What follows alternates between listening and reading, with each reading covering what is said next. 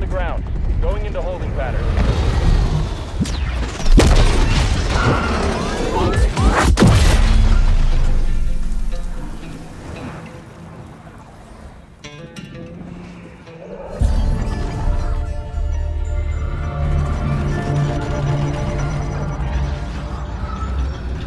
Plagued by unending conflict and suffering, I found a way to make it better.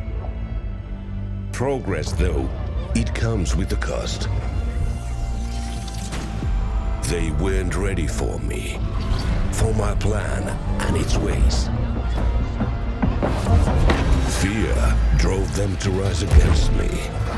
First with stones and pitchforks, now with more. They stole my blueprints, broke my lines of production, and cracked my foundation.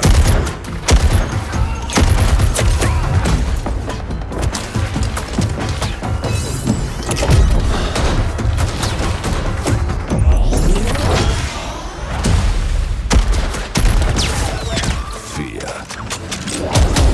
Primal fear clouded their minds. They did not see that this risk, these changes, were a path to prosperity. Balance must be pursued at all costs. And the balance will be due, whether with them or even myself.